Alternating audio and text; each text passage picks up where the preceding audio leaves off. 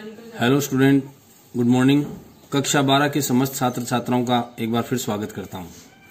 प्रिय विद्यार्थियों, कल हम जो चैप्टर पढ़ रहे थे उसका शीर्षक था मजदूरी और प्रेम, और ये चैप्टर लगभग अब समापन की तरफ है। मैं अंतिम पायदान पे एक बार आपको बताने जा रहा हूं मजदूरी और फकीरी के संबंध में। कल हमने मजदूरी और फकीरी के संबंध में जाना था। फकीरी का सच्चा आभूषण मजदूरी है, यानी केवल कोरे फकीर बनकर के या केवल हम एक योगी बनकर के, तपस्वी बनकर के और अपने जीवन में केवल आनंद मंगल करना चाहें तो यह ईश्वर की सच्ची भक्ति नहीं है। एक सच्चा फकीर एक सच्चा मजदूर सच्चा फकीर बन सकता है। तो उससे आगे के क्रम में मैं अब आपको बताने जा रहा हूं। गेरुए वस्त्रों की पूजा क्यों करते हो? गिरजे की घंटी को क्यों सुनते हो? रविवार क्यों मनाते हो? 5 वक्त की नमाज क्यों पढ़ते हो? त्रिकाल संध्या क्यों करते हो? मजदूर के अनाथ नयन, अनाथ आत्मा और अनाश्रित जीवन की बोली सीखो। ये करने की जरूरत ही नहीं है। ये मंदिर में जाना, चर्च में जाना, ये सब बाद की बातें हैं। पहले ये देखो, क्या आपने अपने इस शरीर को किसी श्रम में जोड़ा है? किसी श्रम के प्रति आप उन्मुख हुए हैं? यदि हाँ, तो फिर शायद ये नमाज, ये पूजा, ये सब की सब आस्थाएं पूरी हो गई है। मजदूरी में ईश्वर का निवास है। यदि हम अपने शरीर को क्यों ना श्रम साध्य बनाएं। ईश्वर ने जो शरीर दिया है वो कर्म करने के लिए दिया है। यदि कर्महीन होकर के, एकांतवासी बनकर के हम फकीरी का जीवन जीना चाहें तो ऐसा जीवन एक तरह से लज्जा का विषय है, उसका कोई औचित्य नहीं है। तो फिर देखोगी तुम्हारा यही साधारण जीवन ईश्वरीय भजन हो गया। यदि इस प्रकार तुम अपने कर्म क्षेत्र में या श्रम के रूप में अपने आप को खपाओगे, लगाओगे, तो समझ लो फिर मंदिर, चर्च कहीं जाने की, मस्जिद में कहीं जाने की जरूरत नहीं है। वो आपका पूजन, ईश्वर भजन अपने आप हो गया। मजदूरी तो मनुष्य के समष्टि रूप का व्यष्टि रूप परिणाम है। ये समस्त संसार में अगर संक्षिप्तीकरण करें क्या उद्देश्य संसार का, तो उसका एक ही उद्देश्य निकल के आता है, वो मजदूरी। तो आत्मा रूपी धातु से गढ़े हुए सिक्के का नकदी बयाना है जो मनुष्य की आत्माओं को खरीदने के वास्ते दिया जाता है। ये जो पैसे के माध्यम से आप किसी श्रमिक का श्रम खरीदना चाहते हैं, वो तो एक तरह से दिखावा है, वास्तविकता उससे बहुत दूर है। सच्ची मित्रता ही तो सेवा है। अगर सच्चा आप श्रम देना चाहते हैं, मजदूर को उसकी मजदूरी देना चाहते हैं, तो सीधी सी बात है कि उसके प्रति आपका सद्व्यवहार या आपके मन में उसके प्रति प्रेम, ये होना जरूरी है। तो उससे मनुष्य के हृदय पर सच्चा राज्य हो सकता है। जाति पाति, रूप रंग और नाम धाम तथा बाप दादे का नाम पूछे बिना ही अपने आप को किसी के हवाले कर देना प्रेम धर्म का तत्व है। ये जानने की आवश्यकता नहीं। जहाँ एकनिष्ठ प्रेम है, समर्पित प्रेम है, वहां जात पात, ऊंच नीच, कौन रिश्तेदार है, कौन नातेदार है, इनके बिना ही सब कुछ संभव है। इन चीजों की आवश्यकता नहीं पड़ती है। तो अब कहते हैं क्यों प्रेम, इसमें लिखा, जिस समाज में इस तरह के प्रेम धर्म का राज्य होता है उसका हर कोई हर किसी को बिना उसका नाम धाम पूछे पहचानता है, क्योंकि पूछने वाले का कुल और उसकी जात वहां होती ही नहीं, वही होती है जो स्वयं मान लो। आपके मन में प्रेम का साम्राज्य है, तो जिससे प्रेम किया है उसकी कुल जाति धर्म सब आपके अनुकूल ही हो जाते हैं, उसमें का अंतर नहीं आता है। अब आगे लिखते हैं कि वहां सब लोग एक ही माता पिता से पैदा हुए भाई बहन हैं। संसार में जब ईश्वर को एक तत्व मानते हैं तो हम सब उसी की संतान हैं। अपने ही भाई बहनों के माता पिता का नाम पूछना क्या पागलपन से कम समझा जाएगा? तो मजदूर किस वर्ग के हैं? वो भी हमारे समाज के, हमारे अपने हैं। उनसे जाति पाति भाई बहन का हिसाब रखना ये निरा मूर्खता है, ये नहीं किया जाना चाहिए। फिर आगे लिखते हैं, ये सारा संसार एक कुटुंबवत है। लंगड़े, लूले, अंधे और बहरे उसी मौरूसी घर की छत के नीचे रहते हैं। वही जो गरीबी की फटी झोंपड़ी है, उसी के नीचे हम सब रहने वाले हैं। यानी ईश्वर का बनाया हुआ आसमान और धरती, इसके बीच में हम समस्त प्राणी निवास करते हैं जो एक ईश्वर की संतान है। तो जिसके उसी छत के नीचे वो लोग रहते हैं जो लाचार हैं, और उसी छत के नीचे बलवान, निरोग और रूपवान कुटुंबी रहते हैं। मूढ़ और पशुओं का पालन पोषण बुद्धिमान, सबल और निरोगी तो करेंगे। जो गरीब हैं, लाचार हैं, उनका पालन पोषण कौन करेंगे? जो बलशाली होंगे, जो योग्य होंगे, उनका नैतिक दायित्व बनता है। आनंद और प्रेम की राजधानी का सिंहासन सदा से प्रेम और मजदूरी के कंधों पर रहता है। आनंद कहाँ है? उस मजदूरी और उस मजदूरी के प्रति समर्पित प्रेम, वहां आनंद की पराकाष्ठा है। कामना सहित होकर भी मजदूरी निष्काम होती है, क्योंकि मजदूरी का बदला ही नहीं है। यद्यपि मजदूर को आप मजदूरी के बदले उसका पैसा देते हो, लेकिन फिर भी वो निष्काम है, क्योंकि उसका वास्तविक प्रेम है, उसको जो वास्तव में मिलना चाहिए प्रेम, क्या वो हम दे पाए? यदि ना, तो फिर हम उसका मूल्य चुका नहीं पाए। निष्काम कर्म करने के लिए जो उपदेश दिए जाते हैं उनमें अभावशील वस्तु स्वभावपूर्ण मान ली जाती है। तो ये निष्काम यदि अपना कर्म करते हैं तो अभावपूर्ण भी वस्तु जो होती है, जिसका अभाव होता है, वो भी अच्छी मान ली जाती है। पृथ्वी अपने ही अक्ष पर दिन रात घूमती है, पृथ्वी का स्वार्थ कहा जा सकता है, परंतु उसका एक घूमना सूर्य के इर्द गिर्द घूमना तो है, और सूर्य के इर्द गिर्द घूमना सूर्य मंडल के साथ साथ आकाश में एक सीधी लकीर पर चलना है। वो अपने अक्ष पर चलती है, सूर्य के चक्कर लगाती है, लेकिन अपनी जो सीमा है उसमें बंद करके वो काम करती है, वहीं घूमती है। अंत में उसको गोल चक्कर खाना, सदा ही सीधा चलना है। इसमें स्वार्थ का अभाव है। इसी तरह मनुष्य की विविध कामनाएं उसके जीवन को मानो उसके स्वार्थ रूपी धुरे पर चक्कर देती है।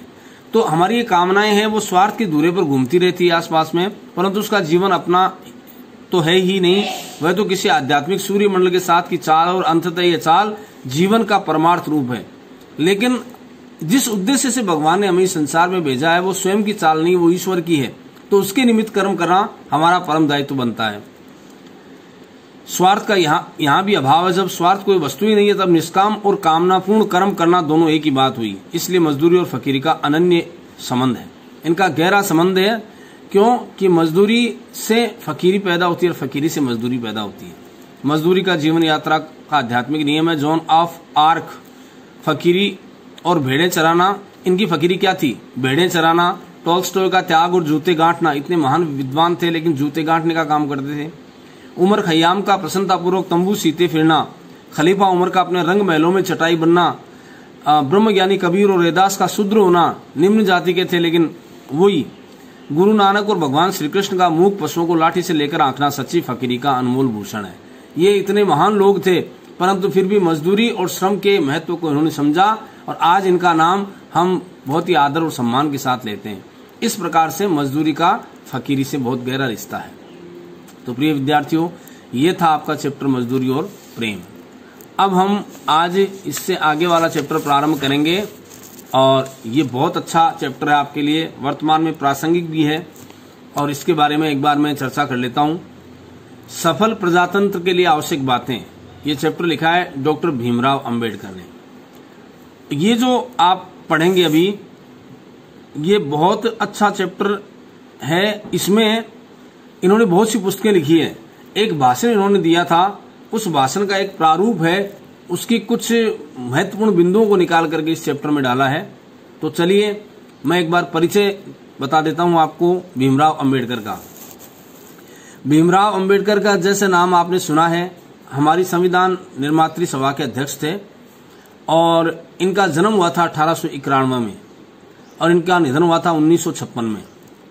भारतीय संविधान का जो निर्माण हुआ उसमें इन्होंने अभूतपूर्व योगदान दिया। ये महान नेता है। डॉक्टर भीमराव अंबेडकर का जन्म हुआ था मध्य प्रदेश का एक छोटा सा गांव है जिसका नाम है महू। इनके पिताजी का नाम था रामजी मालोजी सकपाल, और माता का नाम था भीमाबाई। अब इनके जीवन में कई सामाजिक बाध्यताएं और समस्याएं इनको सामना करना पड़ा इनको। तो लेकिन उसके बावजूद, निम्न जाति के होने के बावजूद, अपनी पढ़ाई को अनवरत जारी रखा, और अंत में डॉक्टरेट की उपाधि इन्होंने शोध विषय किया, उसमें उनको डॉक्टरेट की उपाधि मिली। उन्होंने सबसे महत्वपूर्ण काम किया जातिगत भेदभाव को हटाना। जाति के आधार पर जो भी भेदभाव किया जाता है वो उन्हें पसंद नहीं था। वे केवल समतामूलक समाज का निर्माण चाहते थे जिसमें हम सब समान हैं।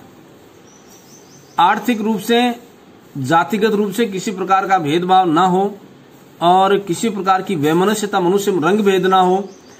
प्रजातांत्रिक मूल्यों की स्थापना का उन्होंने प्रयास किया, इनका विशेष योगदान रहा। और स्वतंत्र भारत के ये प्रथम कानून मंत्री रहे, और संविधान का प्रारूप था उसको भी उन्होंने संसद में स्वीकृत करवाया।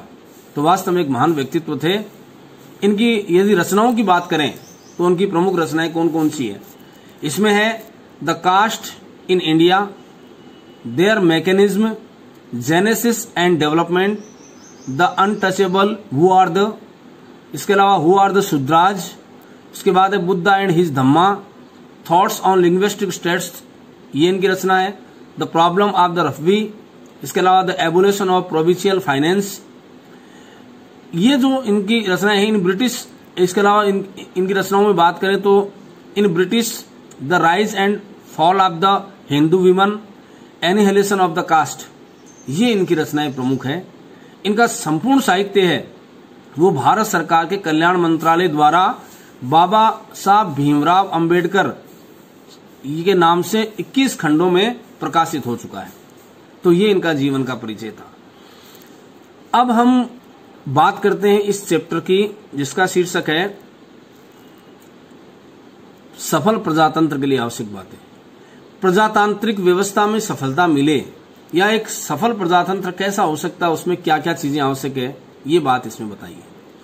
तो देखो, पहले इसका परिचय पढ़ लेते हैं, उसके बाद में उसको विस्तार से हम समझेंगे। प्रजातंत्र व्यवस्था, डेमोक्रेसी जिसे बोलते हो आप, डेमोक्रेसी, वो वर्तमान में सबसे अच्छी व्यवस्था है। उसमें स्वतंत्रता का बहुत ज्यादा भाव रहता है, व्यक्ति को स्वाधीनता रहती है। लेकिन एक प्रजातंत्र में सफल प्रजातंत्र कैसे माना जाए, उसके लिए क्या करना पड़ेगा, कौन कौन सी आवश्यकताएं, महती आवश्यकताएं कहलाएंगी। तो मैं परिचय पढ़ देता हूं, उसके बाद पाठ्य पुस्तक से आपको एक एक चीज बताने का प्रयास करूंगा। इस पाठ्य पुस्तक में चयनित सफल प्रजातंत्रवाद के लिए आवश्यक बातें, इस भाषण में डॉक्टर भीमराव अंबेडकर ने परिपक्व राजनीतिक मंथन और भारत में लोकतंत्र की मजबूती के लिए आवश्यक उपायों पर बेबाक विचार व्यक्त किए हैं। भारत एक बहुत बड़ा लोकतांत्रिक या प्रजातांत्रिक देश है।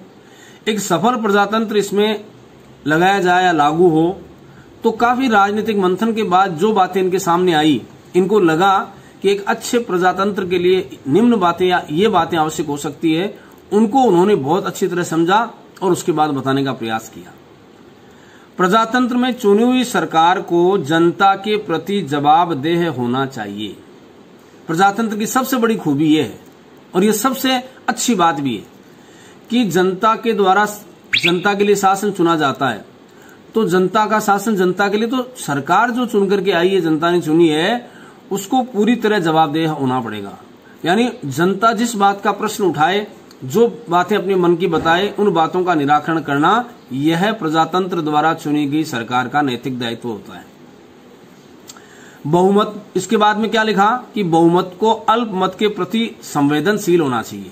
बहुमत यानी जिसकी सरकार बन गई, अल्पमत जो विपक्ष में बैठे हैं, ये उनका नैतिक दायित्व बनता है सरकार का या सरकारी नुमाइंदों का कि जो अल्पमत के लोग हैं उनके प्रति संवेदनशील हो, यानी उनकी बातों को भी विशेषता के साथ उठाया जाए, उनकी बातों का भी ध्यान दिया जाए। लेखक ने दूसरे देशों की स्वस्थ लोकतांत्रिक परंपराओं से प्रेरणा ग्रहण करने, हाँ, यदि किसी दूसरे देश में लोकतंत्र की श्रेष्ठ कोई प्रणाली संचालित है या उसमें श्रेष्ठ कोई कार्य संचालित है, कोई तरीका संचालित है, तो उसको आत्मसात करना चाहिए, उसको हमें ले लेना चाहिए, स्वीकार कर लेना चाहिए, कहीं हिचक नहीं करनी चाहिए। इस बात पे ही हम अड़े ना रहें कि हमारी व्यवस्था सर्वश्रेष्ठ है। अगर किसी लोकतांत्रिक प्रणाली वाले देश के अंदर कोई श्रेष्ठ व्यवस्था इस लोकतांत्रिक प्रणाली के लिए है तो हमें उसको आत्मसात करना चाहिए, उसमें किसी प्रकार की हिचक नहीं होनी चाहिए। और परंपराओं से प्रेरणा ग्रहण करने तथा भारत में विधायिकाओं में अधिक जवाबदेही व संयत चर्चा की आवश्यकता पर बल दिया है। हमारी विधायिकाओं में चर्चा होना चाहिए। अगर कुशल लोकतंत्रात्मक प्रणाली को लागू करें तो उसके लिए कौन कौन सी बातें आवश्यक है, कौन कौन से बिंदु उठाए जा सकते हैं, उन पर भी संयत चर्चा की आवश्यकता है। डॉक्टर अंबेडकर द्वारा प्रजातंत्र की सफलता हेतु दिए गए जो सुझाव थे वो आज भी प्रासंगिक है। ये आज भी वर्तमान में भी बहुत प्रासंगिक है, बहुत अच्छे हैं। इनको लागू किया जाना बहुत अच्छी बात है। तो चलिए अब मैं चैप्टर आपको शुरू करता हूं। तो आप अपनी किताब में भी ध्यान दें और मैं दिखाने का प्रयास कर रहा हूं इस पुस्तक के माध्यम से कि इसमें क्या क्या बातें आई है और इसमें किस किस प्रकार से हमें समझ। हाँ, तो स्टूडेंट्स, अब हम इस चैप्टर को शुरू कर रहे हैं। आप ध्यान देंगे, यह स्वीकृत मत है कि प्रजातंत्रवादी शासन व्यवस्था में जो सत्तारूढ़ है उन्हें प्रत्येक 5वें वर्ष लोगों के पास जाना चाहिए और उनसे पूछना चाहिए कि क्या उनकी सम्मति में वे इस योग्य हैं कि उन्हें सत्तारूढ़ रहने दिया जाए, ताकि वे उनके हितों का संरक्षण कर सकें, उनके सौभाग्य को बना सकें।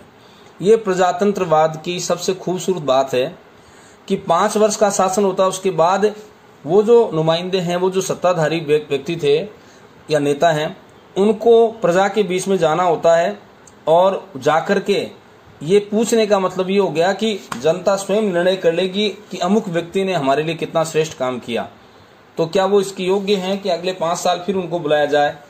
यदि हाँ, तो जनता अपने मताधिकार का प्रयोग करके उनको पुनः उसमें बुला सकती है, सत्ता में आसीन कर सकती है। और जनता ये तय करेगी क्या संबंधित पार्टी के लोग या संबंधित सत्तारूढ़ दल उनके हितों का संरक्षण करने में समर्थ है, क्या वे लोग उनके सौभाग्य को बना सकते हैं। ये स्वयं वो लोग तय करेंगे, अर्थात उनके द्वारा यह तय किया जाएगा जो इस बात को समझ सकते हैं कि इस पद के लोगों का या इस सत्ता के आसीन लोगों के द्वारा उनका हित साध्य हो सकता है, हित साधन किया जा सकता है, हित साधन कर सकते हैं या उनकी आरक्षा कर सकें। प्रजातंत्र का केवल इतने से ही संतोष नहीं होता कि प्रत्येक 5वें वर्ष सरकार की, इसमें लिखा है प्रत्येक 5वें वर्ष सरकार की रोकथाम की जा सके।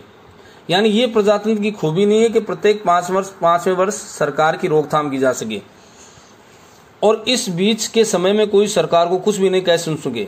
यानी यदि सरकार के जो नुमाइंदे हैं वो जनता की अपेक्षाओं के अनुरूप नहीं निकलते हैं तो ऐसी भी व्यवस्था है कि सरकार को बीच में भी 5 वर्ष से बीच में भी हटाया जा सके।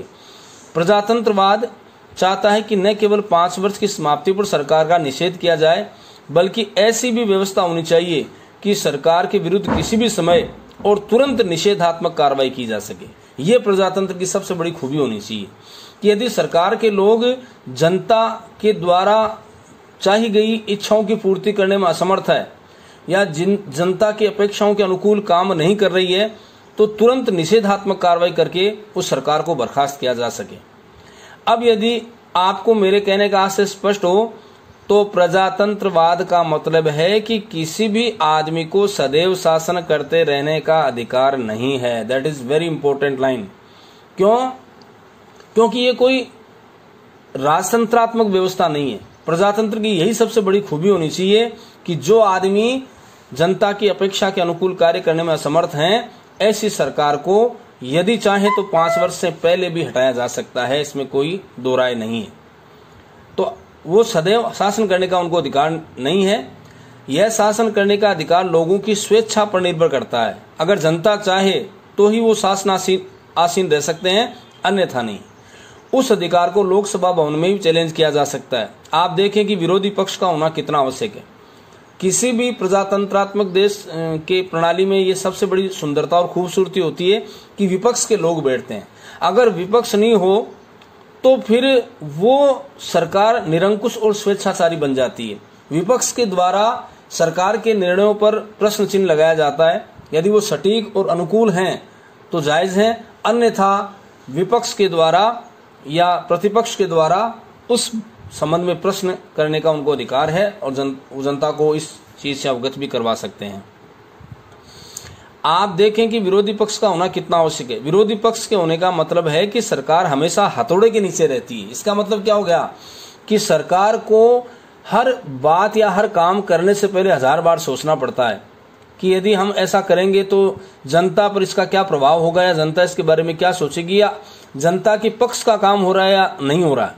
तो बहुत ये विपक्ष इस मुद्दे को उठाता है कि यदि सरकार कोई गलत आचरण करे या गलत कार्य करे तो उसका हक है विपक्ष को उस बात को उठाने का, और इस कारण से हम मानते हैं कि सरकार हमेशा हथौड़े के नीचे रहती है।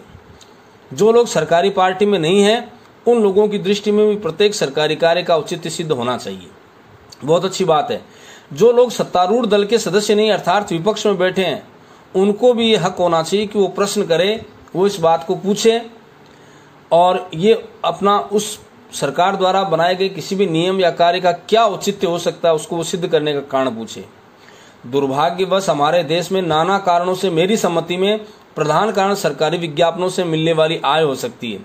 सरकारी पक्ष का कहीं ज्यादा प्रचार होता है। ये थोड़ी दुर्भाग्यपूर्ण स्थिति है कि सरकार सत्ता में होती है, उसके पास आर्थिक जो स्थिति है वो मजबूत रहती है।